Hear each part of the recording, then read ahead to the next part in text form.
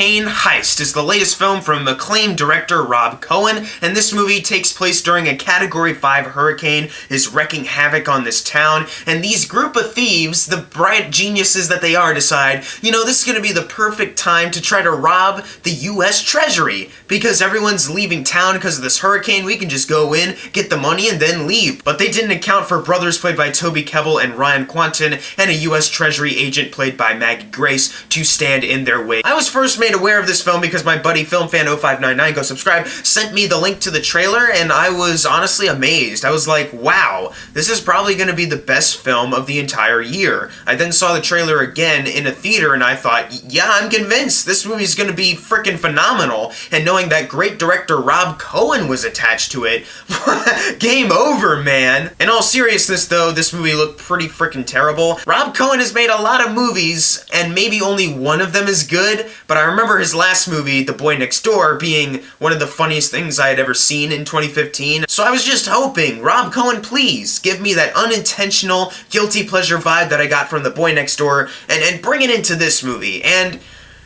that's kind of what I got with this movie. I apologize if this isn't going to be as in-depth of a review as you want, that I'm not furious, that I'm not surprised, that I liked it or anything. It's just exactly kind of what I thought. This movie is unintentionally hilarious at so many portions. The bad visual effects alone will have anyone watching this film cracking up. This movie is so inept in the visual department. You'll think that everything was pre-rendered, but the timeline was up and they had to release it into theaters. And it doesn't help knowing that the places that these characters go to, they're just so obviously sets. When you go outside and you see a couple buildings representing a town, it's that just looks like a set to me. It doesn't look like you went to an actual location. Especially seeing how everything was laid out during an action scene when a hurricane was pounding down on them. It was yeah, everything, it just feels so staged and phony here. Yet it's funny, because everything is coming across just so inept. The action in this movie is just, it's dumb.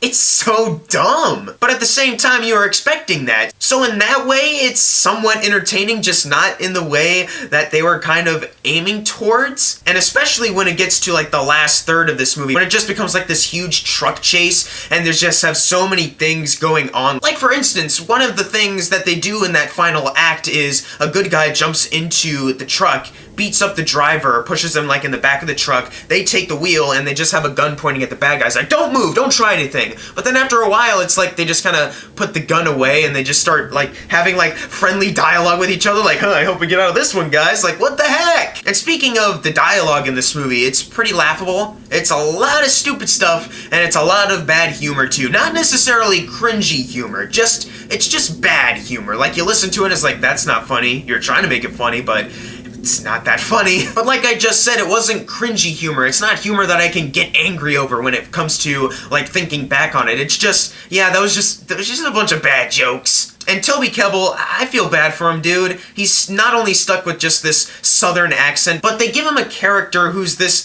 he studies hurricanes, and he basically wants to end hurricanes, that believe that was a thing that was mentioned, that he just wants to stop hurricanes altogether or something like that because of a tragic backstory he had with his brother. The movie opens the best way possible, and it gives a terrific tone for the rest of the film. They're two young kids, and they're with their dad at the time, and they're trying to outrun this hurricane. They go into a house, but their dad's I gotta let these horses go or something. But then, all of a sudden, the hurricane, is coming closer and closer, and it knocks over a silo, and it crushes their dad right when he's looking back at them while they're staring at him through a window in the house. And I was oh my god, that is perfect. I started laughing immediately. I watched it with my friend FilmFan0599, shared me the trailer, so we watched the movie together on Rabbit. It was amazing. And then all of a sudden, the boys are in this house, they're getting completely destroyed by the hurricane, and then they do a CGI skull face on the hurricane. And then they do it again later on in the movie too, to represent the fear that they have for the hurricane, but that is so unneeded, unless this is a sci-fi film and the villain is just this cloud. But it's not. It's supposed to be in reality, a reality where people actually want to steal from the U.S. Treasury during a Cat 5 hurricane and then go driving through the hurricane in order to escape, like, yeah, that reality. Point of this story is, I felt bad for Toby Kebbell in this movie, and I somewhat felt bad for the guy playing his brother, Ryan Quanten. Like, they didn't really have that good chemistry with each other. Like, they were working together, so good for them, but, like, they didn't really have a true brotherly bond, like, that kind of chemistry. It was just, well, I showed up on set to do my job, and there's the other actor here, and we're gonna work together now. I also felt bad for Maggie Grace in this movie, because it's been a while since I've seen this movie, but I barely remember what her character was. Like, I know that she's a U.S. Treasury agent, and she's working with the bad guys, until she finds out that they are the bad guys, and now she's on the run from them. And I know she has something that they need, I think, but it's like,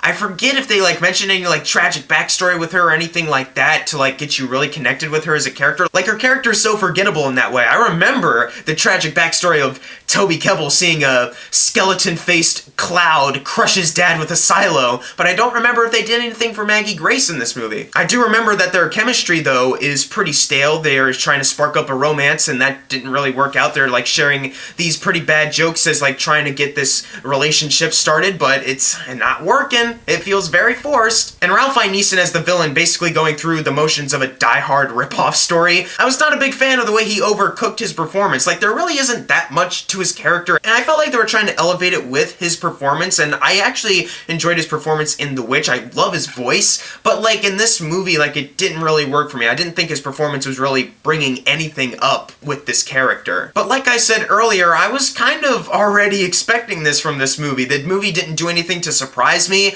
but it definitely made me laugh unintentionally multiple times throughout. So if you want a good guilty pleasure to watch, the Hurricane Heist might do it for you. It kind of drags on a little bit. Like, for an hour-and-a-half movie, it feels like it goes on a little bit longer than that, but it's all worth it when you get to the horrible CG, the pretty bad attempts at humor and dialogue and character building, and the third act alone. They spoiled a lot in the trailers, but you really do have to see all of it in full for this movie, and also just the way the movie ends. Like, it's kind of like the same thing with Pacific Rim Uprising. Like, they do what they have to do, and then they have a couple seconds to go like, alright, we're good? Alright, roll the credits! Like, it's the same thing. What is it with movies with these abrupt endings? Like, they literally run out of money so much that they're like, well, we can't have a proper ending. Snip that. I'm gonna give the Hurricane Heist an F, but it's like an F that I gave to The Boy Next Door. It's a guilty pleasure kind of F for me. The acting is pretty bad. I felt bad for a lot of the actors playing these underwritten characters. The humor didn't work for me. The action scenes are just so bad that it made me laugh. The set design and the CGI too. Like, there's so many bad stuff about this movie, but it's a horrible movie that I could watch again. So it's an F, but if I had to put it on my worst list, it will probably be like the lowest F that I have, because it's a guilty pleasure watch. But if you've seen the Hurricane Heist, leave in the comments below what you thought of it, and as always, thank you guys for watching. Make sure to subscribe. I'm Jackson Fulcher. See you guys next time.